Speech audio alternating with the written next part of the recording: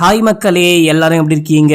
இன்னைக்கு நான் உங்களுக்காக இடி எக்ஸ்ட்ரா டீசென்ட் அப்படின்னு சொல்லிட்டு ஒரு தாறுமாறான மலையாள படம் கொண்டு வந்திருக்கேன். எப்படி இந்த மாதிரி கான்செப்ட்லாம் இவங்களுக்கு மட்டும் தோணுது அப்படின்னே தெரியல.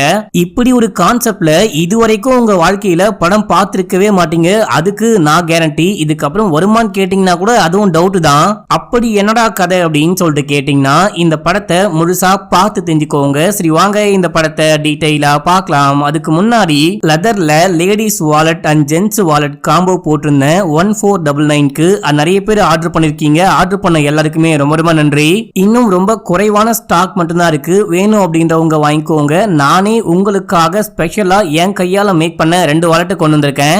ஜென்ஸ் வாலெட் மட்டுமே 500 ரூபாய்க்கு வித்துக்கிட்டு இருந்தேன். லேடிஸ் வாலெட் 1500 ரூபாய்க்கு சேல் பண்ணிட்டு இருந்தேன். இப்போ உங்களுக்காகவே பெஸ்ட் பிரைஸ்ல கொண்டு வந்திருக்கேன். வேணும் அப்படின்றவங்க கமெண்ட்ல லிங்க் இருக்கும், கிளிக் பண்ணி வாங்கிக்கோங்க. லெதருக்கு 1 வருஷம் வாரண்டி. என்ன தவிர உங்களுக்கு வேற யாருமே கொடுக்க மாட்டாங்க. இப்ப நம்ம படத்துக்குள்ள போயிடலாம். இந்த படத்துடைய ஸ்டார்டிங் சீன்லயே ஒரு அபார்ட்மெண்டோடைய வாட்ச்மேனை காமிக்கிறாங்க. அவருக்கு உடம்பு சரியில்லை அப்படின்னு சொல்லிட்டு தன்னுடைய பொண்ணுக்கு கால் பண்ணி உடம்புக்கே முடியல, ஹாஸ்பிட்டலுக்கும் போறதா இல்லையான்னு தெரியல, கூட்டிட்டு போக கூட ஆள் இல்ல, அதாம உனக்கு கால் பண்ண அப்படின்னும் போது உடம்பு சரியில்லை அப்படின்னா ஏன் எனக்கு கால் பண்றீங்க, வேணும் அப்படின்னா உங்க பெரிய பிள்ளைக்கு கால் பண்ணி பேசிக்கோங்க அப்படின்னு சொல்லிட்டு ஒரு மாதிரி அப்பாவை மதிக்காம போனை கட் பண்ண இந்த மனுஷன் சோகமா இரும்பிட்டே உட்கார்ந்துட்டு இருக்காரு. அப்போ அந்த ஸ்பாட்டுக்கு நம்ம ஹீரோ வராரு. வந்த ஹீரோ சேட்டா உங்களுக்கு என்னாச்சு அப்படின்னு சொல்லிட்டு கேட்கும் போது உடம்புக்கு முடியல அப்படின்றாரு. வேணா ஹாஸ்பிட்டலுக்கு போலாமா, நான் வேணா கூட்டிட்டு போவா அப்படின்னு சொல்லிட்டு கேட்க, வாழ்க்கை முழுக்க ஹாஸ்பிட்டல் பக்கமே போகாம சிங்கம் மாதிரி வாழ்ந்துட்டேன். இப்போ வந்துட்டு பசங்க கிட்ட ஹாஸ்பிட்டலுக்கு கூட்டிட்டு போங்க, அது கூட்டு போங்க அப்படின்னு சொல்லிட்டு கையேந்த வேண்டியதா இருக்கு.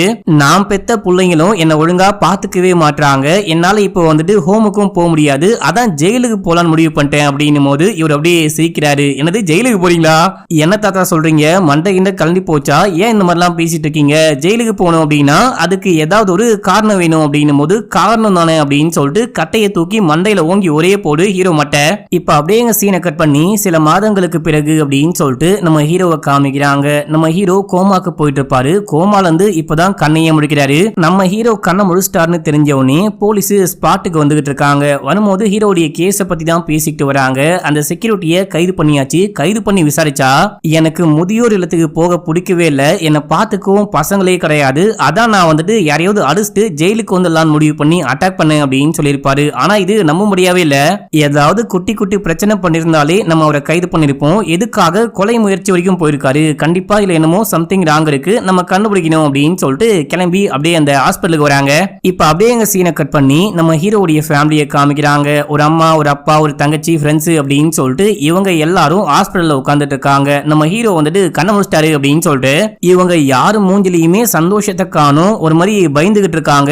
ஏன் பயந்துகிட்டு இருக்காங்க அப்படின்னு சொல்லிட்டு உங்களுக்கு போக போக புரியும். அடுத்து நம்ம ஹீரோவை காமிக்கிறாங்க. நம்ம ஹீரோவும் ஒரு பொண்ணை லவ் பண்ணிட்டு இருக்காங்க. நம்ம ஹீரோ எந்த அபார்ட்மெண்ட்ல வாழ்ந்துகிட்டு இருக்காரோ அதே அபார்ட்மெண்ட்டை சேர்ந்த பொண்ணு தான் இது. அந்த அபார்ட்மெண்ட்டுக்கு வந்ததுக்கு அப்புறம் தான் லவ்வே செட் ஆயிருக்கும். இப்போ இந்த பொண்ணு பழைய போட்டோ, பழைய வீடியோஸ் எல்லாம் காமிச்சுக்கிட்டு இருக்கா. இதான் அப்பா, இதான் அம்மா, இதான் தங்கச்சி அப்படின்னு சொல்லிட்டு எல்லாமே காமிச்சிட்டே இருக்கும் போது இவருக்கு கொஞ்சம் கொஞ்சமா எல்லாமே ஞாபகத்துக்கு வர ஆரம்பிக்குது. இதை பார்த்த போலீஸ் பரவாயில்லையே உனக்கு எல்லாமே கொஞ்சம் கொஞ்சமா ஞாபகம் வருது போலியே அப்படின்னு சொல்லும் போது இன்னும் கொஞ்ச நாள் மட்டும் இங்க ஒரு ஸ்டே பண்ணாரு அப்படின்னா எல்லாமே ஞாபகத்துக்கு வரும் அப்படின்னு சொல்லிட்டு டாக்டர் சொல்ல, சரி நான் பாத்ரூம் போயிட்டு வரேன் அப்படின்னு சொல்லிட்டு போலீஸ் பாத்ரூம் போலான்னு பார்க்க மொத்த குடும்பமும் பாத்ரூம்குள்ள உட்கார்ந்துட்டு இருக்காங்க.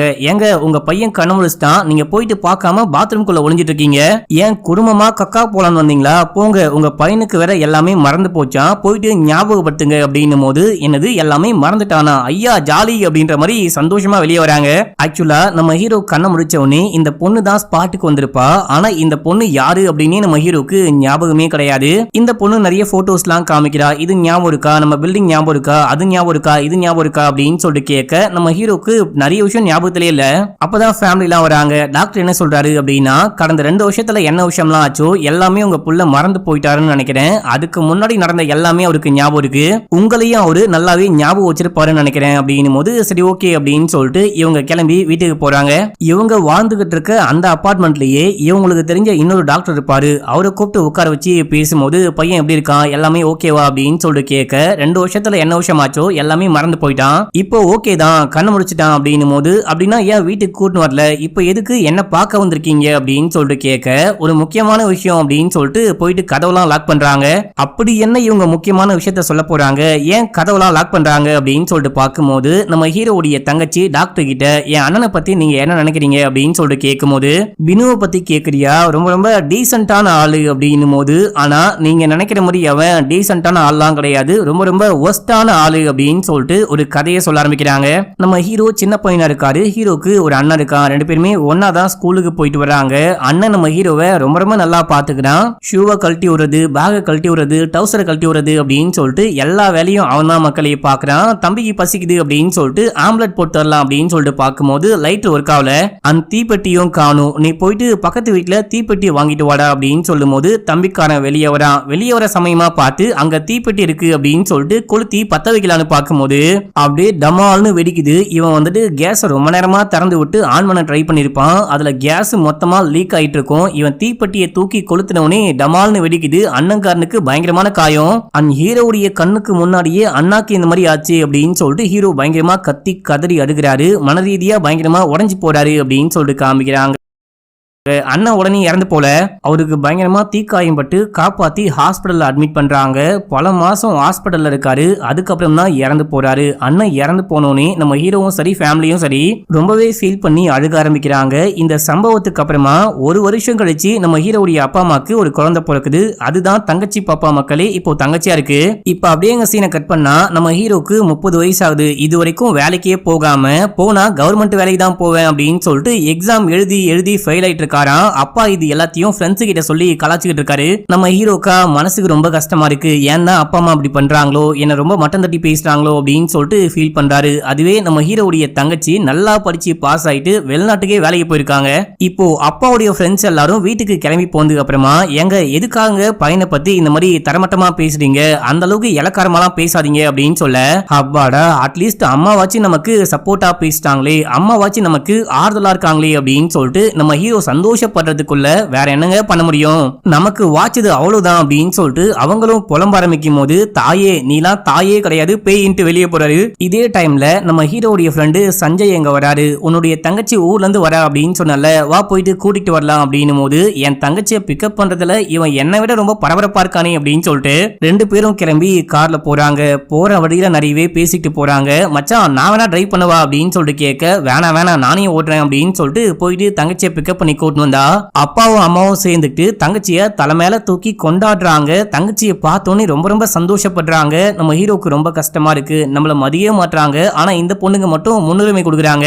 இவங்களுக்கு இந்த பொண்ணு மட்டும் தான் வேணும் அப்படின்னா அவளையே பெத்து வச்சுக்கலாமே, என்னையா பெத்து வச்சாங்க அப்படின்ற மாதிரிலாம் யோசிக்கிறாரு. நம்ம ஹீரோவுடைய அப்பா இருக்காரு பாத்தீங்களா, இவரு ஜெராக்ஸ் கடை வச்சிருப்பாரு. பையனை நீ சும்மா தானே இருக்க, வா போலாம் அப்படின்னு சொல்லிட்டு கூட்டிட்டு போயிட்டு வேலை வாங்கிட்டு இருக்காரு. அப்போ அப்பா கூட வேலைக்கு போகும்போது தான் அங்க வினித்னு ஒரு பையன் ஃப்ரெண்ட் ஆகிறான். அந்த பையன் துபாய்க்கு வேலைக்கு போறானா, ட்ரை பண்ணிட்டு இருக்கானா, நீங்க என்ன பண்றீங்க அப்படின்னு சொல்லிட்டு கேட்கும்போது, நான் இந்த கடை தான் நடத்திக்கிட்டு இருக்கேன், அப்பா சும்மா எனக்கு ஹெல்ப் பண்ண அடிக்கடிக்க வந்துட்டு போவாரு அப்படின்னு சொல்லிட்டு மாத்தி போய் சொல்றான். அந்த ஃப்ரெண்டும் அப்படியா அப்படின்னு சொல்லிட்டு கேட்டு நல்லா பழக ஆரம்பிக்கிறாங்க.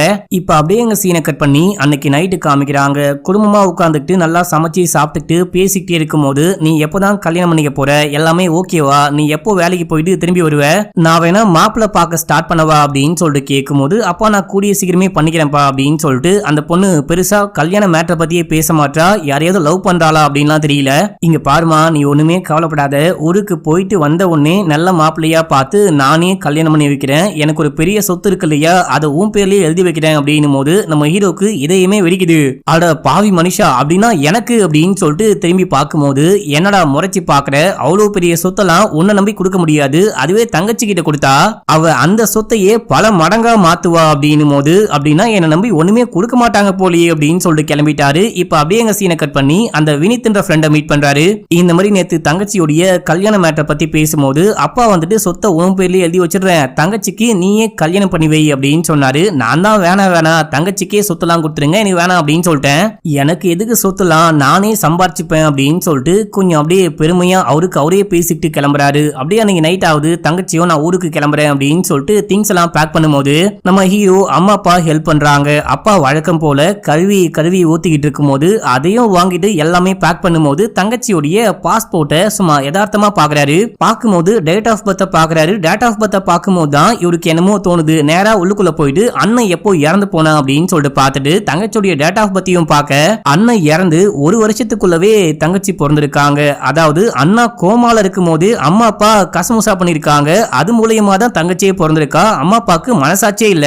பெத்த புள்ள கோமால இருக்கும் போது இவங்க எப்படி ஒன்னா இருப்பாங்க அப்படின்னு சொல்லிட்டு அமைதியா போயிட்டு படுத்துக்கிட்டு யோசிச்சுட்டே இருக்கும் போது காலையில தங்கச்சி ஊருக்கு கிளம்புறாங்க. ஆனா நான் ஊருக்கு போறேன், அப்பாவை பத்தி எல்லாம் கவலைப்படாத, அவரு எப்பயுமே அப்படிதான் உன்னை பத்தி ஏதாவது சொல்லிட்டு இருப்பாரு, அதெல்லாம் கண்டுக்காத அப்படின்னும் போது அதெல்லாம் ஒன்னும் பிரச்சனை கிடையாது, நீ பார்த்து போயிட்டு வா அப்படின்னு தங்கச்சி கிளம்பி போறாங்க. இவரு பழைய விஷயங்கள்லாம் யோசிச்சு பாக்குறாரு.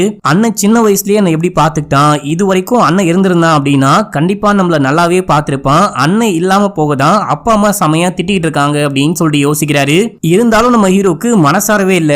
எப்படி அண்ணா வந்துட்டு உயிருக்கு போராடும் போது இவங்க கசமுசா பண்ணலாம் அப்படின்னு சொல்லிட்டு வெளியே போக அப்பா வந்துட்டு யாத்தையோ போன் கால்ல பேசிட்டு இருக்காரு. பார்க்கர் பேனா தான் பெஸ்ட் அப்படின்னு சொல்லும் போது அதை எப்படி உங்களால கரெக்டா சொல்ல முடியும், பார்க்கர் பேனா தான் பெஸ்ட்னு எப்படி சொல்ல முடியும் அப்படின்னு சொல்லிட்டு கேட்க, ஆமா துரைக்கு பேனாவை பத்திலாம் நல்லாவே தெரியுமா, நான் தாசில்தாரா இருந்தவன், பேனாவை நிறையவே யூஸ் பண்ணிருக்கேன், உன்ன மாதிரி வேலை வெட்டி இல்லாம வீட்டுல உட்காந்து சாப்பிடல அப்படின்னும் போது நம்ம ஹீரோக்கு கோவம் வருது. மாத்தி மாத்தி சண்டை போட்டுக்கிறாங்க. வழக்கமாவே அப்பா திட்டினாரு அப்படின்னா நம்ம ஹீரோ அமைதியாயிடுவாரு. ஆனா இந்த வாட்டி அமைதியாகாம சம கோவமா சண்டை போடுறாரு. அப்புறம் ஒரு ஓரமா உட்காந்துட்டு, ஆமா அண்ணன் கோமால இருக்கும் போது உங்களுக்கு எப்படி ஃபீல் ஆச்சு அப்படின்னு சொல்லிட்டு கேட்கும் போது நரக வேதனையா இருந்தோம் அப்படின்னு சொல்றாங்க. உங்களை பார்த்தா நரக வேதனையா இருந்த மாதிரியே தெரியலையே, அண்ணன் கோமால இருக்கும் போது நீங்க வந்துட்டு ஒன்னா இருந்திருக்கீங்க, அது மூலியமா தான் குழந்தை பிறந்திருக்கா, உங்களுக்கு எப்படி மனசு வந்துச்சு, அண்ணன் கோமால இருக்கும் போது நீங்க எப்படி ஒன்னா இருப்பீங்க அப்படின்னு சொல்லிட்டு கேட்க இவங்களுக்கு என்ன பேசுது அப்படின்னே புரியல.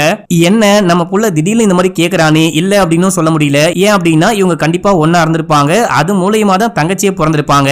டேய் உங்க அண்ணன் 3 மாசம் கோமால இருந்தாண்டா, அதுக்கு நாங்க என்னடா பண்ண முடியும் அப்படின்னு சொல்லிட்டு கேட்க, ஓ 3 மாசம் கூட ஒன்னா இல்லாம இருக்க முடியாதா அப்படின்னு சொல்லிட்டு கேட்டு சேரையெல்லாம் தூக்கி போட்டு உடைக்க இப்ப அப்படியே ரியல் டைம்ல நானே பயங்கரமா ஷாக் ஆயிட்டேன் அப்படின்னு சொல்லிட்டு அம்மா அப்பா பேசிக்கிட்டு இருக்கும் போது இதையெல்லாம் கேட்டுக்கிட்டு இருக்க டாக்டரே செமையா ஷாக் ஆகுறாரு. ஆமாங்க எங்களுக்கே ரொம்ப அதிர்ச்சியா இருக்கு அப்படின்னும் போது, இல்ல இல்ல நீங்க சொன்னதை கேட்டு நான் அதிர்ச்சி ஆகல, பையன் கோமால உயிருக்கு போராடிக்கிட்டு இருக்கும் போது நீங்க எப்படி ஒன்னா இருந்தீங்க அதை நினைச்சுதான் அதிர்ச்சி ஆகிறேன் அப்படின்னும் போது இவங்களுக்கு ஒரு மாதிரி ஷேம் பப்பி ஷேம் ஆகுது. சரி ஓகே அடுத்து என்ன விஷயம் தான் ஆச்சு அப்படின்னு சொல்லிட்டு டாக்டர் கேட்கும் போது இவங்க அப்படியே சொல்ல ஆரம்பிக்கிறாங்க.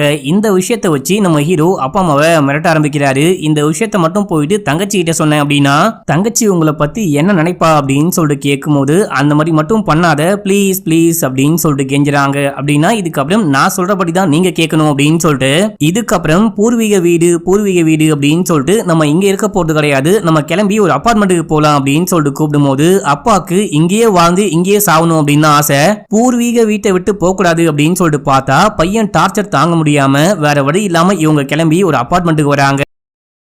அந்த அபார்ட்மெண்ட்டுக்கு வந்ததுக்கு அப்புறமா அங்க சஞ்சு வந்துட்டு, அங்கிள் எத்தனை வாட்டி கூப்பிட்டாலும் அந்த கிராமத்தை விட்டு வரமாட்டேன் அப்படின்னு சொன்னீங்க, இப்ப மட்டும் எப்படி வந்தீங்க அப்படின்னு சொல்லிட்டு கேள்வி மேல கேள்வி கேட்கும் போது, அட இவன் என்ன சும்மா தொணன்னு பேசிட்டு இருக்கானே அப்படின்னு சொல்லிட்டு, தம்பி எங்களுக்கு முக்கியமா நிறைய வேலை இருக்கு, நீ போயிட்டு அப்புறமேட்டுக்கா வா அப்படின்னு சொல்லிட்டு ஃப்ரெண்டு காரனை கட் பண்ணி அமுச்சு விட்டுறாரு. அது மட்டும் இல்லாம அப்பா அம்மாவை நான் உங்களை கொஞ்சம் ஆரோக்கியமா பாத்துக்க போறேன் அப்படின்னு சொல்லிட்டு வாங்க எக்ஸசைஸ் பண்ணலாம் அப்படின்னு சொல்லிட்டு கூப்பிடுறாரு. வாக்கிங் கூட்டிட்டு போறாரு. நல்ல நல்ல சாப்பாடா போடுறேன் அப்படின்னு சொல்லிட்டு காய்கறி மட்டும் தான் கொடுக்குறாரு. ஐயோ இந்த குறப்பிரசவத்துல பிறந்த கோட்டான் ஏன் தான் இந்த மாதிரி பண்ணிட்டு இருக்கானோ புரியல அப்படின்னு சொல்லிட்டு அவங்களும் சகிச்சுக்கிட்டு இருக்காங்க. அப்பா வேலைக்கு போலாம் அப்படின்னு சொல்லிட்டு பார்க்கும்போது நானே வேலைக்கு போயிட்டு வரேன் அப்படின்னு சொல்லிட்டு வண்டியை வாங்கிட்டு போயிட்டு ஃப்ரெண்டு கூட உட்காந்துட்டு ஜாலியா பேசிட்டு வராரு.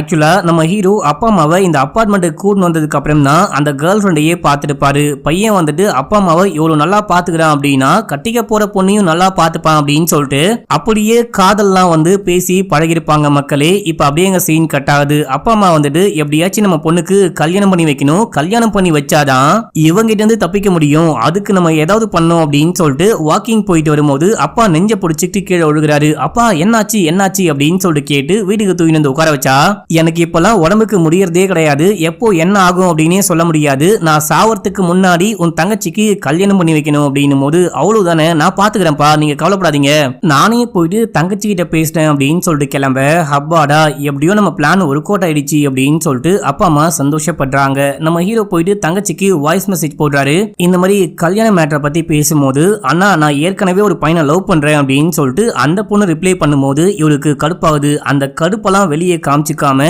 யாரு அப்படின்னு சொல்லிட்டு கேட்க, உன் ஃப்ரெண்டு சஞ்சு தான் அப்படின்னும் போது இவரு பயங்கரமா வெறியாகிறாரு. ஐயோ அவனை பார்த்தாலே எனக்கு பிடிக்காது, வேற வழி இல்லாம அவன் கூட ஃப்ரெண்டா சுத்திக்கிட்டு இருக்கேன், அவன் கூட இவ சுத்தி இருக்கா பாரு அப்படின்னு சொல்லிட்டு வெறுப்பாக, அண்ணா நானும் அவனும் பல வருஷமா லவ் பண்ணிட்டு இருக்கோம், அவனை தவிர என்னால வேற யாரையும் கல்யாணமே பண்ணிக்க முடியாது அப்படின்னும் போது நீ கவலைப்படாதம்மா, அப்பா அம்மாட்ட பேசி நான் கல்யாணம் பண்ணி வைக்கிறேன் அப்படின்னு சொல்லிட்டு சஞ்சுவை போயிட்டு மீட் பண்றாரு. ஒரு காஃபி ஷாப்ல உட்கார்ந்துட்டு தங்கச்சிக்கு வீடியோ கால் போட்டு எல்லா விஷயத்தையும் பேசும்போது இந்த பொண்ணுக்கு 16 வயசு இருக்கும் போதுல இருந்தே இந்த பையனை இந்த பொண்ணு லவ் பண்ணிட்டு இருக்காளாம். மாத்தி மாத்தி லவ் பண்ணிட்டு இருக்காங்க.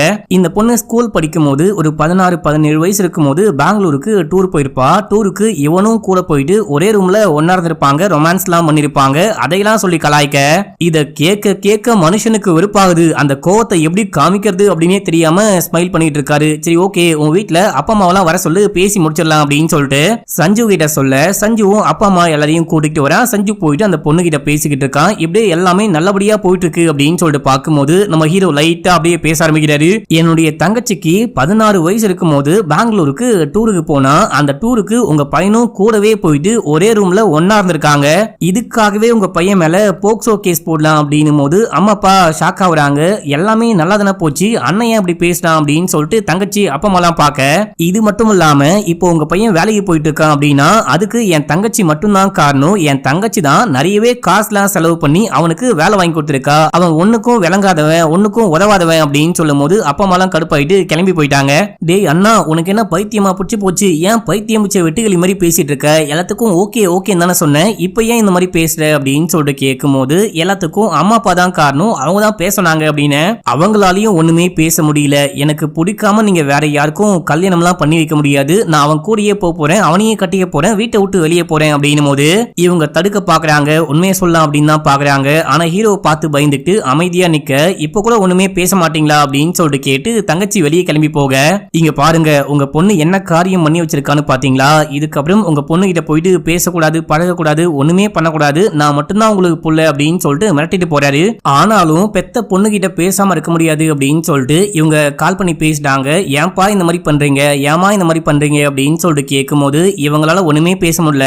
அப்புறம் அந்த பொண்ணு சஞ்சய் கூட கல்யாணம் பண்ணிட்டு வரா. இவங்க போயிட்டு மீட் பண்றாங்க. அண்ணன் ஏன் திடீர்னு இப்படி பிஹேவ் பண்றாங்க அப்படின்னு சொல்லிட்டு கேட்கும் போது அதெல்லாம் ஒண்ணும் கிடையாது, திடீர்னு ஏதோ மாறிட்டான், டைம் போக போக அவனே சரியாயிருவான், நம்மள புரிஞ்சுப்பான் அப்படின்னு சொல்லிட்டு இவங்க வந்துட்டு பையனுக்கு தெரியாம தான் வந்திருப்பாங்க. எங்கடா பையன் பாத்திர போறான் அப்படின்னு சொல்லிட்டு வேக வேகமா கிளம்பி அபார்ட்மெண்ட்டுக்கு போகும்போது ஹீரோ பார்த்துட்டாரு. அது மட்டும் இல்லாம ஆட்டோக்காரங்கிட்ட விசாரிச்சு இவங்க எங்க போயிட்டு வந்தாங்க அப்படின்னு சொல்லிட்டு எல்லாமே கண்டுபிடிச்சிட்டு வெறுப்பாகிறாரு. இப்போ அப்பா போயிட்டு சாப்பிடலாம் அப்படின்னு சொல்லிட்டு போக, இன்னைக்கு என்ன நாள் அப்படின்னு சொல்லிட்டு கேட்கும் போது எங்களுக்கு எல்லாமே ஞாபகம் இருக்கு, உங்க அண்ணன் இறந்த நாள் அப்படின்னும் போது கரெக்ட், அண்ணன் இறந்து போன நாள் அன்னைக்கு நம்ம விரதம் இருக்கலாம் அப்படின்னு சொல்லிட்டு சாப்பாடை கொண்டு போயிட்டு உரமா வச்சுட்டு நீங்க சாப்பிட வேணாம் வேற யாருக்காச்சும் கொடுத்துருங்க அப்படின்னு சொல்றாரு. டிவி பார்த்தா டிவி ஆஃப் பண்ணிடுறாரு. போன் ஒன்னா போனை புடுங்கி வச்சிடுறாரு.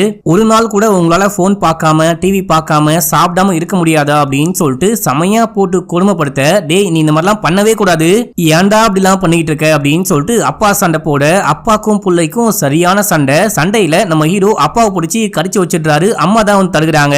ஏன்டா இந்த மாதிரி சைக்கோத்தனமா பிஹேவ் பண்ற அப்படின்னு சொல்லிட்டு கேட்கும் போது, சாரிப்பா என்ன மன்னிச்சுக்கோங்க, நான் தான் வந்துட்டு கொஞ்சம் கோவப்பட்டேன், மன்னிச்சுக்கோங்க அப்படின்னு சொல்லிட்டு அங்கிருந்து கிளம்ப. எப்படி நடிக்கிறான் பாரு, இவனை மாதிரி யாராலையும் நடிக்கவே முடியாது, பயங்கரமா நடிச்சு கொட்டுறான் அப்படின்னு சொல்ல நம்ம ஹீரோ சோகமா வராரு. வந்தவரு சோகமா தான் இருக்காரு, உண்மையா தான் மன்னிப்பு கேட்டாரு அப்படின்னு சொல்லிட்டு பார்த்தா சைக்கோ மாதிரி சிரிக்கிறாரு. இப்ப அப்படியே எங்க சீனை கட் பண்ணா மறுநாள் நம்ம ஹீரோ வேலைக்கு போயிட்டு வராரு. வேலைக்கு போயிட்டு வரும்போது அப்பா செக்யூரிட்டி கிட்ட காலை காமிச்சு என்னமோ பேசிக்கிட்டு இருக்காரு. பயவுள்ள வீட்டுல நடந்த எல்லாத்தையும் இவர்கிட்ட வளர்றாரு போல. இவரை வீட்டுக்கு போயிட்டு வச்சுக்கலாம் அப்படின்னு சொல்லிட்டு லிப்ட்ல போகும்போது அப்பாவும் கூடவே வராரு. அவர்கிட்ட போயிட்டு என்ன சொன்னேன் அப்படின்னும் போது நான் ஒண்ணுமே சொல்ல அப்படின்றாரு. பொய் சொல்லாதப்பா அப்படின்னு சொல்லிட்டு சண்டை போட்டுக்கிட்டே மேல வராங்க. மேல வந்து உன் புருஷன் என்ன காரியம் தெரியுமா பண்ணி வைக்கிறாரு, வீட்டுல நடந்த எல்லா சம்பவத்தை பத்தியும் செக்யூரிட்டி கிட்ட போயிட்டு பேசிட்டு இருக்காரு. அவரு சொன்ன மாதிரி நானும் உங்களை பத்தி பத்தி வெளியே போயிட்டு சொல்லி வைக்கவா அப்படின்னு சொல்லிட்டு கேட்கும்போது ஏங்க ஏங்க இந்த மாதிரி பண்றீங்க, இந்த விஷயம்லாம் ஏன் போய் சொல்றீங்க அப்படின்னும் போது நான் சொல்லவே இல்லை அப்படின்னும் போது அதை நான் கண்டுபிடிக்கிறேன் அப்படின்னு சொல்லிட்டு நம்ம ஹீரோ செக்யூரிட்டிக்கு கால் பண்ணி வீட்டுல நிறையவே சாப்பாடு இருக்கு, வீட்டுல விசேஷமும் கூட வந்து சாப்பிடுங்க அப்படின்னும் போது அவரும் கிளம்பி வராரு.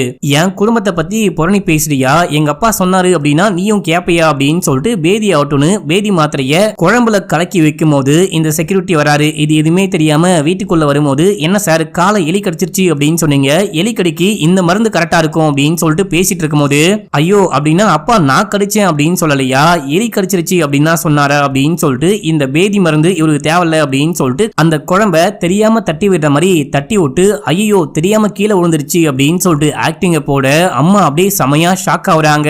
ஐயோ நம்ம வீட்டுக்குள்ள நடக்கிற விஷயத்த வெளியே சொல்லணும் அப்படின்னு சொல்லிட்டு பார்த்தா பையன் எந்த எல்லைக்கு வேணா போவான் போலயே அப்படின்னு சொல்லிட்டு முடிக்கிறாங்க. இப்ப அப்படியே எங்க சீன் கட்டாது, நம்ம ஹீரோ கிளம்பி அந்த ஜெராக்ஸ் கடைக்கு வேலைக்கு போயிருக்காரு. அப்போ வழக்கம் போல அந்த ஃப்ரெண்டு வந்து பேசிக்கிட்டு இருக்கும் போது 80 வயசுல ஒரு தாத்தா பாட்டி குழந்தை பெற்றிருக்காங்க அப்படின்னு சொல்லிட்டு ஏதோ ரீல்ஸை காமிச்சு பேசிட்டு இருக்கும் போது உடனே ஹீரோ என்ன யோசிச்சாரு அப்படின்லாம் தெரியல. உடனே கிளம்பி வீட்டுக்கு வந்து கதவை தட்டும் போது ரொம்ப நேரம் கழிச்சுதான் கதவையே திறக்கிறாங்க. இவ்வளவு நேரம் என்ன பண்ணீங்க அப்படின்னு சொல்லிட்டு கேட்க டேய் வீட்டுல வேலை பார்த்துட்டு இருந்தா அப்படின்னு சொல்லிட்டு அம்மா சொல்றாங்க. வேலை பார்த்தா கூட கதவை திறக்க இவ்வளவு நேரமா அப்படின்னு சொல்லிட்டு உள்ள போகும்போது அப்பா தூங்கி எந்திரிச்சு வெளியே வராரு. இதுக்கப்புறம் நீங்க வந்துட்டு ஒரே ரூம்ல ஒன்னா படுக்க கூடாது, நீங்க அங்க படுத்துக்கோங்க, அப்பா நீங்க இங்க படுத்துக்கோங்க அப்படின்னும் போது இப்ப ஏன்டா இந்த மாதிரி பண்ணிட்டு இருக்க அப்படின்னு சொல்லிட்டு அவரு புலம்பிட்டே போறாரு. இல்ல இல்ல இந்த டைம்ல என்னால ஒரு குட்டி குஞ்சானெல்லாம் தூக்கி கொஞ்சிக்கிட்டு இருக்க முடியாது, தனித்தனியா படுங்க அப்படின்னு சொல்லிட்டு தனித்தனியா படுக்க வைக்கிறாரு. அதாவது அம்மா அப்பா ஒன்னா இருந்து குழந்தை பெற்ற கூடாது அப்படின்னு சொல்லிட்டு பாக்குறாரு. இது போதாது அப்படின்னு சொல்லிட்டு வீடு முழுக்க கேமரா வேற செட் பண்ணி வைக்கிறாரு. நம்ம இல்லாத சமயத்துல இந்த வயசான கிழவனும் கிழவியும் ஏதாவது சம்பவம் பண்ற போறாங்க அப்படின்னு சொல்லிட்டு இதையெல்லாம் பார்த்து அம்மா அப்பாக்கு மனசு எல்லாம் ரொம்ப கஷ்டமா இருக்கு. அம்மா வந்துட்டு துணி காய போட மேல போறாங்க, போகும்போது சிக்னல் கொடுத்துட்டு போறாங்க, இவரும் மேல போறாரு. இந்த மாதிரி ஒரு வாழ்க்கை வாழ்றதுக்கு நம்மளாம் இறந்து போயிடலாம் அப்படின்னு சொல்லிட்டு அப்பா சொல்லி புலம்பும் போது நம்ம ஏன் சாவணும், அவனை கொலை பண்ணிடலாம் அப்படின்னு சொல்லிட்டு அம்மா சொல்றாங்க. அடி பாவி என்னடி சொல்ற அப்படின்னு சொல்லிட்டு இவருக்கு பயங்கர அதிர்ச்சியா இருக்கு. வேற என்னங்க பண்ண முடியும், இந்த மாதிரி ஒரு மோசமான புள்ளைய பெத்து வச்சிடும், இவனால நமக்கு என்ன பிரயோஜனம் அப்படின்னும் போது அதுவும் சரிதான் அப்படின்னு சொல்லிட்டு கொலை பண்ண பிளான போடுறாங்க. இந்த டைம்ல தான் நம்ம ஹீரோடைய ஃப்ரெண்டு வினித் இருக்காரு பாத்தீங்களா, அவருக்கு துபாயில வேலை கிடைச்சிருக்கு, துபாய்க்கு போறேன் அப்படின்னு சொல்லிட்டு வேலை கிடைச்சதுக்கு பார்ட்டி வைக்கிறாரு. பார்ட்டிக்கு போயிட்டு ஹீரோ செமையா கொண்டாடுறாரு. பையன் பார்ட்டிக்கு போயிருக்கான், பார்ட்டிக்கு போயிட்டு வந்தவனே சாப்பாடு கேட்பான், சாப்பாட்டுல எதையாவது கலந்து கொடுத்து போட்டலிடலாம் அப்படின்னு சொல்லிட்டு பிளான் பண்ணி சாப்பாட்டுல எதையோ கலந்து வைக்கிறாங்க. அந்த டைம்ல தான் ஹீரோ வரும்போது செக்யூரிட்டி ஹீரோடைய மண்டையில அடிச்சு ஹீரோவை மட்ட பண்ணிருப்பாரு. பழைய விஷயம்லாம் மறந்து போயிருக்கும். இந்த விஷயம் தான் ஆச்சு, நாங்க ஒரு பிளான போட்டா அந்த ஆண்டவன் வேற ஒரு பிளான போட்டான், அநியாயமா அந்த செக்யூரிட்டி எங்க பிளானையே கெடுத்து விட்டாரு அப்படின்னு சொல்லும் போது சரி இப்போ என்ன விஷயம் தான் ஆச்சு, உங்க பொண்ணை உட்கார வச்சு இந்த விஷயம்லாம் பேசிட்டு இருக்கீங்களே எல்லாமே ஓகேவா அப்படின்னு சொல்லிட்டு கேட்க இந்த சம்பவத்துக்கெல்லாம் நடுவுல என் பொண்ணு கிட்ட எல்லாமே சொல்லிட்டேன், என் பொண்ணும் மாப்பிளையும் இந்த விஷயத்த பெருசா கண்டுக்கவே கிடையாது, இதெல்லாம் ஒரு பெரிய விஷயமா அப்படின்னு சொல்லிட்டு கேட்டாங்க. ஆனா கோமாக்கு போனவன் திரும்பி வந்து நல்லா பேச ஆரம்பிச்சான், பழக ஆரம்பிச்சான், எல்லாமே ஞாபகம் வந்துச்சு அப்படின்னா அவ்வளவுதான் எங்க கதை கந்தலு, நாங்க என்ன பண்ண போறோமோ தெரியல அப்படின்னு சொல்லிட்டு முழிச்சுக்கிட்டே இருக்கும் போது இதே டைம்ல டாக்டர் கால் பண்றாரு. கால் பண்ணி உங்க பையனுக்கு வினித்தின் ஒரு ஃப்ரெண்ட் இருக்கான்னு சொன்னீங்க இல்லையா, அந்த ஃப்ரெண்டுக்கு துபாயில இருந்து கால் பண்ணி வர வச்சிருக்கேன், அவன் வந்தான் அப்படின்னா கண்டிப்பா உங்க பையனுக்கு எல்லாமே ஞாபகம் வர வாய்ப்பு இருக்கு, அவன் வந்தவனையும் கூட்டிட்டு போயிட்டு பேச வைக்கிறேன் அப்படின்னும் போது ஐயோ அவனை வேற ஏன் வர சொன்னீங்க அப்படின்ற மாதிரி பாக்குறாங்க. ஆனா சொல்லவும் முடியாது மெல்லவும் முடியாது, அமைதியா சரின்னு சொல்லிட்டு போனை கட் பண்றாங்க. இப்ப அந்த ஃப்ரெண்டும் துபாயில இருந்து கிளம்பி இந்த ஹாஸ்பிட்டலுக்கு வரான். டாக்டர் உள்ளுக்குள்ள கூட்டு போகும்போது என்னாச்சு அவனுக்கு, அவனுக்காக நான் அவசர அவசரமா டிக்கெட்லாம் போட்டு வந்திருக்கேன், டிக்கெட் காசை மட்டும் வாங்கி கொடுத்துருங்க அப்படின்னு. அட கஞ்ச பையலே உனக்கு போயிட்டு நான் கால் பண்ண பாரு அப்படின்னு சொல்லிட்டு சரி ஓகே நீ உள்ளுக்குள்ள போயிட்டு ஃப்ரெண்டை பாரு அப்படின்னும் போது இவன் போயிட்டு பேசிக்கிட்டு இருக்கான். அடுத்து அம்மா அப்பாவை கூப்பிட்டு டாக்டர் பேசுறாரு. வினித் வந்து உங்க பையன் கிட்ட பேசும்போது மூளையில சில நரம்புலாம் ஆக்டிவேட் ஆகும், சோ கண்டிப்பா அவனுக்கு எல்லாமே ஞாபகம் வர வாய்ப்பு இருக்கு அப்படின்னு.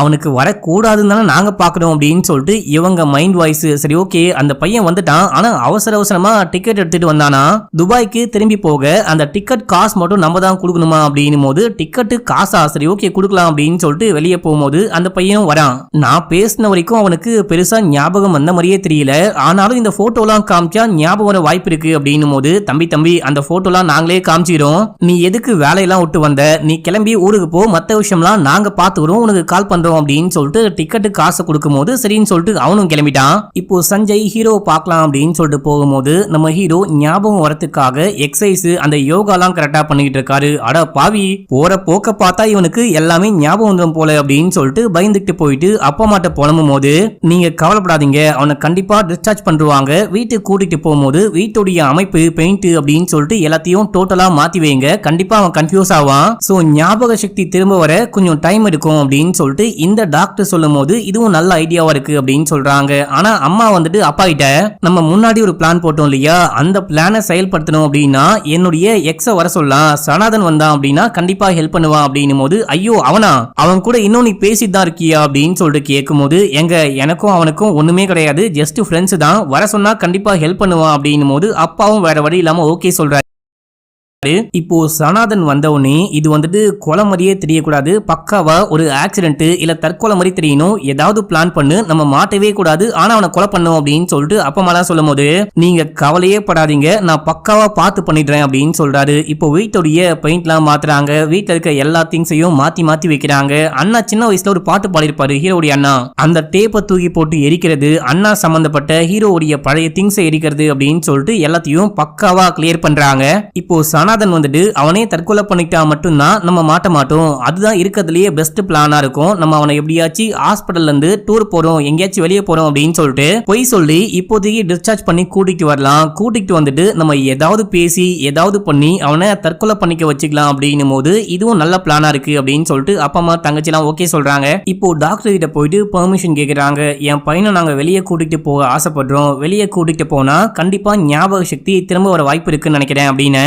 நல்ல ஐடியா தான், கண்டிப்பா வெளியே கூட்டிட்டு போங்க, பழைய விஷயம்லாம் நிறைய பேசுங்க அப்படின்னு சொல்ல அப்படியே கூட்டிட்டு கிளம்புறாங்க. இந்த விஷயத்த கேள்விப்பட்ட கேர்ள் ஃப்ரெண்டு எனக்கும் லீவு தான், நான் என் ஆளை விட்டு தனியா இருக்க மாட்டேன் அப்படின்னு சொல்லிட்டு இவங்களும் ட்ரிப்புக்கு வரேன் அப்படின்னு சொல்லிட்டு கிளம்ப, ஐயோ இது வேற ஒரு தலைவலி, கூட வந்து அட்டை மாதிரி ஒட்டிக்கிட்டு இருப்பா போலியே அப்படின்னு சொல்லிட்டு கிளம்ப, இவங்க யோசிச்ச மாதிரியே அந்த பொண்ணு எங்கேயுமே போக மாட்டா, மக்களே ஹீரோ கூடவே இருக்கா, நம்ம போட்ட பிளான் ஒர்க் அவுட்டே ஆகாது போல அப்படின்னு சொல்லிட்டு எல்லாரும் மண்டையை போட்டு பிச்சுக்கிறாங்க. அப்பா ஒரு ஓரமா போயிட்டு தம் அடிக்கும் போது நம்ம ஹீரோ வராரு, ஹீரோவை பார்த்து அப்பாவே பயந்து தம்ம கீழே போடுறாரு. என்னப்பா வேணும் அப்படின்னு சொல்லிட்டு கேட்கும் போது அப்பா எனக்கு உங்க மேல சாஞ்சிக்கிட்டு தூங்கணும் போல இருக்கு, நான் உங்க எல்லாரையும் ரொம்ப மிஸ் பண்றேன் அப்படின்னும் போது அப்படியே சாஞ்சிக்கிட்டு தூங்க ஆரம்பிக்கிறாங்க. அதுக்கப்புறம் இவங்க பீச்சுக்கு வந்திருப்பாங்க, இங்க இருந்து எங்க ஸ்டே பண்ணிருக்காங்களோ அந்த ஹோட்டலுக்கு போறாங்க.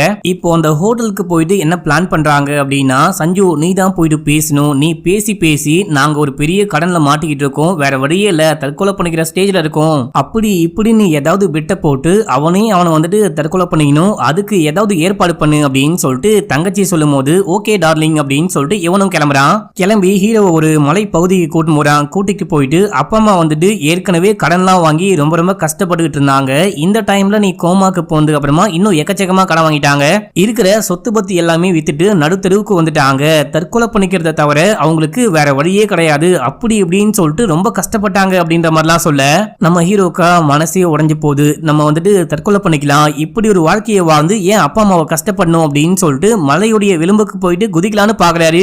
ஆமா நான் ஏன் சாகணும், எந்த ஒரு பெரிய பிரச்சனை வந்தாலும் சாவு ஒரு தீர்வே கிடையாது, நான் இறந்து போயிட்டேன் அப்படின்னா அம்மா அப்பா இன்னும் நிறைய கஷ்டப்படுவாங்க, நானாச்சு வேலைக்கு போயிட்டு அந்த கடன் எல்லாத்தையும் அடைக்கிறேன் அப்படி இப்படின்னு சொல்லிட்டு பயங்கர மோட்டிவேட்டா பேச ஆரம்பிக்கிறாரு. அவருக்கு அவரே மோட்டிவேட் பண்ணிக்கிறாரு. அட பாவி, பேசி பேசி இவனை கொலை பண்ணலான்னு பார்த்தா இவன் பேசி பேசி என்ன கொலை பண்ணிட்டு இருக்கானே, இவெல்லாம் சாக வாய்ப்பே கிடையாது அப்படின்னு சொல்லிட்டு முடிவு பண்ணிட்டு இதே விஷயத்த போயிட்டு அப்பா அம்மா பொண்டாட்டிலாம் சொல்றாரு, அவெல்லாம் தற்கொலை பண்ணிக்க வாய்ப்பே கிடையாது, நம்மளா கொலை பண்ணா மட்டும்தான் உண்டு, நீங்களா ஏதாவது பிளான் பண்ணுங்க அப்படின்னும் போது இப்போ டாக்டர் கால் பண்றாரு. கால் பண்ணி நீங்க பயங்கரமான லக்கி, உங்க பையனை செக் பண்றதுக்கு ஒரு பெரிய டாக்டர் நம்ம ஊருக்கு வந்திருக்காரு, அண்ட் பெர்மிஷனும் வாங்கிட்டேன், கூட்டிட்டு வர சொல்லிருக்காரு, செக் பண்ணாரு அப்படின்னா எப்படியாப்பட்ட ஞாபக மருதியை கூட குணப்படுத்த நிறையவே வாய்ப்பு இருக்கு, உங்க பையனை உடனே கூட்டிட்டு வாங்க அப்படின்னும் போது ஐயோ இந்த ஆளு வேற போற போக்க பார்த்தா இவனே ஞாபகம் வர வச்சிருவான் போலயே அப்படின்னு சொல்லிட்டு இவங்களும் வேற வழி இல்லாம ஹீரோவை ஹாஸ்பிட்டலுக்கு கூட்டிட்டு போகும்போது அந்த சீஃப் செக் பண்றாரு. செக் பண்ணி பார்த்துட்டு இவங்கெல்லாம் சொன்னாங்க உங்க பையனுக்கு ஞாபகம் வரத்துக்கு பல மாதங்கள் ஆகும் அப்படின்னு சொல்லிட்டு, பார்க்கும்போது அப்படி தெரியவே இல்லை அப்படின்னு சொல்லிட்டு சோகமா பேசும்போது அப்பாடா அப்படின்னா ஞாபக சக்தி திரும்பவே வராது போல அப்படின்னு சொல்லிட்டு, ஞாபக சக்தி வரவே வராதா அப்படின்னு சொல்லிட்டு கேட்க அப்படிலாம் இல்லைங்க, பல மாதங்கள்லாம் ஆகாது, சில வாரங்கள் மட்டும், இப்போ நீங்க இவரை தாராளமா வீட்டுக்கு கூட்டிட்டு போலாம், அடிக்கடிக்க ட்ரீட்மெண்ட்டுக்கு மட்டும் கூட்டுவாங்க, உங்க பையனுக்கு ஞாபக சக்தியை திரும்பி வர வைக்க வேண்டியது என்னுடைய பொறுப்பு அப்படின்னும் போது இவங்க சோகமாயிட்டாங்க. பையன் அப்படியே வீட்டுக்கு கூட்டிட்டு போறாங்க. வீட்டுக்கு போனா வீடே புதுசா மாறி போயிருக்கு. அப்படியே சுத்தி முத்தி பார்க்கும்போது சும்மா சோகத்தை நோண்டி பாக்குறாரு. உள்ளுக்குள்ள வேற பெயிண்ட் இருக்கு. புதுசா வீட்டுக்கு பெயிண்ட் அடிச்சிங்களா அப்படின்னு சொல்லிட்டு கேட்க, ஆமாப்பா நீ தானே அடிக்க சொன்ன அப்படின்னும் போது, ஆமா நான் தான் மறந்துட்டேன் அப்படின்னு சொல்லிட்டு உள்ளுக்குள்ள போயிட்டு கட்டில உட்கார, கட்டிலுக்கு அடியில இவர் பபுள் கம் சாப்பிட்டு சாப்பிட்டு ஒட்டி வச்சிருக்காரு. அந்த விஷயம்லாம் யோசிச்சு பார்த்துக்கிட்டு இருக்காரு. அடுத்து அப்பா அம்மா தங்கச்சி புருஷன்லாம் சேர்ந்துட்டு அந்த இன்னொரு டாக்டர் பார்க்க போறாங்க. அவர்கிட்ட எங்களுக்கு என்ன பண்றது அப்படின்னு புரியல, நீங்க தான் ஏதாவது பண்ணும் அப்படின்னு. சின்ன வயசுல இருந்தே தலைவலி ஜுரம் அப்படின்னா ஒரே மாத்திரையை தான் நம்ம ஹீரோ போடுவாராம். அந்த மாத்திரைக்கு பதிலா நான் சொல்ற மாத்திரையை எடுத்து வச்சிருங்க, அந்த மாத்திரையை மட்டும் போட ஆரம்பிச்சான் அப்படின்னா பயங்கரமா டிப்ரெஷன் ஆயிடுவான். மாத்திரைக்கும் அடிக்ட் ஆயிட்டு நீங்க நினைச்ச மாதிரி கடைசியா தற்கொலை கூட பண்ணிக்க வாய்ப்பு இருக்கு. பாப்போம் நான் சொன்ன விஷயத்த மட்டும் பண்ணுங்க அப்படின்னு சொல்லிட்டு கிளம்புறாரு. இவங்களுக்கு எல்லாருக்கும் ஒரு மாதிரி பயமா இருக்கு. நம்ம ஹீரோடைய அப்பா இருக்காரு பாத்தீங்களா, இவருக்கு மட்டும் ரொம்ப கஷ்டமா இருக்கு. நம்ம பையனை கண்டிப்பா கொலை பண்ணியே ஆகணுமா, எனக்கு என்னமோ பையன் திருந்திட்டான், மறுபடியும் பழைய மாதிரி அமைதியாயிட்டான் அப்படின்னு சொல்லிட்டு தோணுது, நம்ம கொலை பண்ணியே ஆகணுமா அப்படின்னு சொல்லிட்டு கேட்க, இங்க பாருங்க கொஞ்சம் கொஞ்சமா அவனுக்கு எல்லாமே ஞாபகத்துக்கு வந்துகிட்டு இருக்கு, நம்ம கண்டிப்பா கொலை பண்ணியே ஆகணும், நம்ம பண்ணல அப்படின்னா அவன் நம்ம எல்லாரையும் கொலை பண்றவான் அப்படின்னு அப்பா அப்படியே சோகமா நினைக்கிறாரு. இப்ப அப்படியே சீன் கட் ஆகுது. நம்ம ஹீரோக்கு கேர்ள் ஃபிரெண்ட் கால் பண்றாங்க. கால் பண்ணி பேசிட்டே இருக்கும் போது போனுக்கு கீழே விழுகும். இவரும் போன் எடுக்க பார்க்கும் போது கட்டிலுக்கு கீழே நிறையவே அந்த பபுள் கம சாப்பிட்டு ஒட்டி வச்சிருக்காரு. அதை பார்க்கும்போது இவருக்கு பழைய விஷயம்லாம் ஞாபகம் வருதா இல்லையான்னு தெரியல, ஒரு மாதிரி பாக்குறாரு. இப்ப அப்படியே எங்க சீன் கட்டாது. அம்மா அப்பா தங்கச்சி வீட்டுக்காரன் அப்படின்னு சொல்லிட்டு எல்லாரும் வெளியே போயிருப்பாங்க. வெளியே போனவங்க வீட்டுக்கு வந்து கதவை தட்டும் போது ஹீரோ தான் ஓபன் பண்றாரு. பார்த்தவங்க செமையா ஷாக் ஆகுறாங்க. ஏன்னா இந்த கோமால போறதுக்கு முன்னாடி நம்ம ஹீரோ மீச தாடி எல்லாம் இல்லாம கிளீன் ஷேவ் பண்ணி வச்சிருப்பாரு. இப்போ அதே மாதிரி இருக்கும் போது என்னப்பா தாடி மீசையெல்லாம் எடுத்துட்ட அப்படின்னு சொல்லிட்டு கேட்கும் போது, இல்லம்மா நான் கேர்ள் ஃபிரெண்டுக்கு கால் பண்ணி பேசும்போது அவதான் பழைய போட்டோஸ்லாம் காமிச்சுக்கிட்டு இருந்தா, அதை பார்க்கும்போது நான் இப்படி தானே இருந்தேன், இதே மாதிரி மாறிக்கலாம் அப்படின்னு சொல்லிட்டு மீச தாடிலாம் ஷேவ் பண்ணிட்டேன் அப்படின்றாரு. இவன் சொல்றதெல்லாம் பார்த்தா நம்பும்படியாவே இல்லையே, ஏதோ மறைக்கிறான் போலயே அப்படின்னு சொல்லிட்டு யோசிக்கிறாங்க. இப்போ சஞ்சய் வந்துட்டு எங்கேயோ வெளியே போறேன் அப்படின்னு சொல்லிட்டு கிளம்புறான். நானும் வரேன் அப்படின்னு சொல்லிட்டு போயிட்டு நான் தான் டிரைவ் பண்ணுவேன் அப்படின்னும் போது, உனக்கு தான் டிரைவ் பண்ண தெரியாதே அப்படின்னு, இல்ல கத்துக்கிட்டேன் அப்படின்றாரு. நம்ம ஹீரோ வண்டி ஓட்டிட்டு போயிட்டு இருக்கும் போது செகண்ட் ஹேண்ட் காரா இருந்தாலும் ரொம்ப நல்லா ஓடுது அப்படின்னும் போது, இது செகண்ட் ஹேண்ட் காரு அப்படின்ற விஷயம் உனக்கு எப்படி தெரியும் அப்படின்னா, உனக்கு எல்லாமே ஞாபகம் வந்துருச்சா அப்படின்னு சொல்லிட்டு கேட்க, ஐயோ அப்படின்னா நானே வாயை கொடுத்துட்டு பின்னாடி புண்ணாக்கிட்டேனா, நானே எல்லாத்தையும் உளறி கொட்டிட்டேனா அப்படின்னு சொல்லிட்டு, ஆமா இப்பதான் எனக்கு கொஞ்சம் கொஞ்சமா எல்லாமே ஞாபகத்துக்கு வருது, இத உடனே போயிட்டு அப்பா அம்மாட்ட சொல்லவே கூடாது, அவங்களாம் எப்படி ரியாக்ட் பண்றாங்க அப்படின்னு சொல்லிட்டு பார்த்துட்டு நானா சர்ப்ரைஸா சொல்றேன், நீ அது வரைக்கும் கொஞ்சம் வாயை முடிட்டு அமைதியாவா அப்படின்னு சொல்லிட்டு கிளம்புறாங்க. அடுத்து எல்லாரும் ஒன்னா உட்காந்து பேசிக்கிட்டு இருக்கும் போது நான் இவன்கிட்ட பேசி பார்த்தேன், இவனுக்கு பழைய விஷயம் எதுவுமே ஞாபகத்தையே வரமாட்டேங்குது, என்ன ஞாபகம் வச்சிருக்கிறதே பெரிய விஷயம் அப்படின்னு சொல்லிட்டு சஞ்சய் சொல்லும் போது எல்லாரும் ஃபீல் பண்ற மாதிரி ஆக்டிங்க போட்டு சந்தோஷப்படுறாங்க அப்படின்ற விஷயத்த ஹீரோ பார்த்து பயங்கரமா வெறுப்பாகிறாரு. இப்ப அப்படியே சீன் கட்டாது. அன்னைக்கு நைட்டு அம்மாவும் அப்பாவும் பேசிக்கிட்டு இருக்கும் போது, நல்ல வேளை நம்ம முதல் பையன் சின்ன வயசுல இறந்து போயிட்டான், நம்ம முதல் பையனும் இவன மாதிரியே சைக்கோவா இருந்தா என்ன பண்றது அப்படின்னு சொல்லிட்டு புலம்பிட்டே படுக்க, என்ன போற போக்குல என் பொண்டாட்டி இந்த மாதிரி மாறிட்டாலே அப்படின்னு சொல்லிட்டு இவரு ஃபீல் பண்ணிட்டே படுக்கிறாரு. அடுத்து சஞ்சய் அதுக்கப்புறம் அந்த தங்கச்சிக்காரியை காமிக்கிறாங்க. யோ என்னையாச்சு, இப்பெல்லாம் உன் நடவடிக்கை கொஞ்சம் கூட சரியே கிடையாது, ஏன் இந்த மாதிரிலாம் பண்ணிட்டு இருக்க அப்படின்னு சொல்லிட்டு கேட்கும் போது, ஒன்னும் இல்ல நம்ம ஊருக்கு போயிட்டு பேசிக்கலாம் அப்படின்னு சொல்லிட்டு போத்திக்கிட்டு அமைதியா தூங்குறாரு. மறுநாள் காலையில தான் இவங்க ரெண்டு பேரும் கிளம்பி, அதாவது தங்கச்சியுடைய வீட்டுக்காரும் வெளிநாட்டுக்கு வேலைக்கு போறாங்க. ரெண்டு பேருக்குமே வேலை கிடைச்சிட்டு இருக்கும். இவங்க அதுக்கு பேக் பண்ணிட்டே இருக்கும் போது நம்ம தங்கச்சிக்காரி, நீ போயிட்டு அண்ணா கிட்ட ஒரு வார்த்தை சொல்லி கூப்பிட்டு வா அப்படின்னும் போது இவன் பயந்துகிட்டே போறான். போனா ஹீரோ டிப் டாப்பா ரெடியா இருக்காரு. ஏங்க நீங்க எங்க ரெடியா இருக்கீங்க அப்படின்னு சொல்லிட்டு கேட்கும் போது, நான் தான் உங்க ரெண்டு பேரையும் டிராப் பண்ண போறேன் அப்படின்னு சொல்லிட்டு கீழே போயிட்டு தங்கச்சி அப்பா அம்மா தங்கச்சி வீட்டுக்காரன் இவங்க மட்டும் இல்லாம டாக்டர், அதுக்கப்புறம் அந்த அம்மாவுடைய எக்ஸ் பாய் ஃப்ரெண்டு அப்படின்னு சொல்லிட்டு எல்லாரையும் தூக்கி வலுக்கட்டாயமா காருக்குள்ள உட்கார வைக்கிறாரு. காருக்குள்ள உட்கார முடியாது அப்படின்னாலும் என் தங்கச்சியுடைய ஹஸ்பண்டும் ஃபர்ஸ்ட் டைம் கல்யாணம் ஆகி வெளிநாட்டுக்கு வேலைக்கு போறாங்க, நீங்க வராம இருந்தா எப்படி அப்படின்னு சொல்லிட்டு டாக்டரையும் எக்ஸையும் உள்ளுக்குள்ள உட்கார வச்சுட்டு வண்டியை ஓட்டுறாரு. வண்டியை ஹைவேல வேகமா ஓட்டிட்டு போயிட்டே இருக்கும் போது, நான் மாத்திரை போட வேண்டிய டைம் வந்துருச்சு அப்படின்னு சொல்லிட்டு காலால ஸ்டேரிங்க பிடிச்சி மாத்திரையை போட ட்ரை பண்றாரு. இந்த மாதிரி நிறைய சேட்டை வேலை எல்லாம் பண்ணும்போது உட்கார்ந்துட்டு போற எல்லாரும் பயப்படுறாங்க. சஞ்சய் சொல்லிடுறாரு, இவனுக்கு எல்லாமே ஞாபகம் வந்துருச்சு அப்படின்னும் போது, டே என்ன ஒன்னும் பண்றாத அப்படின்னு சொல்லிட்டு எல்லாரும் கெஞ்சுறாங்க. என்ன கொலை பண்ண பிளான் போட்டீங்களே, அந்த செக்யூரிட்டியை வச்சு என்ன அட்டாக் பண்ணதும் உங்க பிளானா அப்படின்னு சொல்லிட்டு கேட்கும் போது, இல்ல அப்படின்னு சொல்றாங்க.